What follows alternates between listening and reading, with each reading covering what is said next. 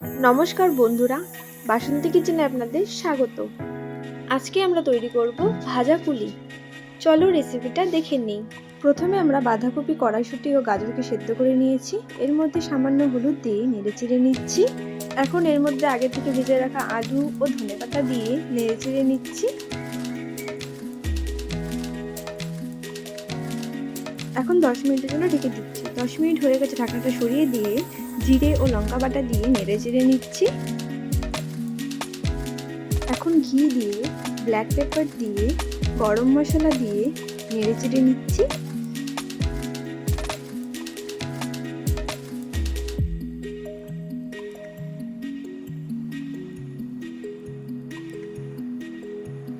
আবার 10 মিনিটের জন্য ঢেকে দিচ্ছি। 10 মিনিট হয়ে গেছে, ঢাকনাটা সরিয়ে দিয়ে নেড়েচেড়ে নিচ্ছি। হয়ে গেছে, এখন নামিয়ে নিচ্ছি। পুরটা তৈরি হয়ে গেছে। ভাজা পুলির কাইটা বানিয়ে নেব। প্রথমে একটি কড়াইতে দুধ দিয়ে দুধটাকে নেড়েচেড়ে নিচ্ছি। দুধটা ফুটে গেলে এর মধ্যে চালের গুঁড়ো দিয়ে নেড়েচেড়ে নেব। কাইটাকে বেশি শক্তও করা যাবে না, বেশি নরমও করা যাবে না, মিডিয়াম ভাবে করতে হবে। কাইটা হয়ে গেছে, এখন একটি থালাতে নামিয়ে নিচ্ছি।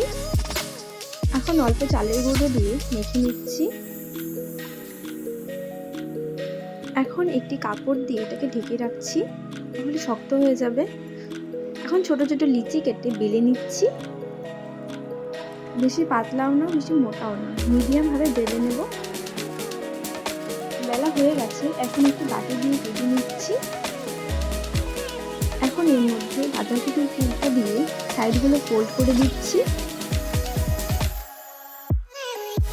এখন একটি চামচ দিয়ে ডিজাইন করে দিচ্ছি। আপনারা চাইলে করতেও পারেন, নাও করতে পারেন। ডিজাইন দিলে দেখতেও ভালো লাগবে।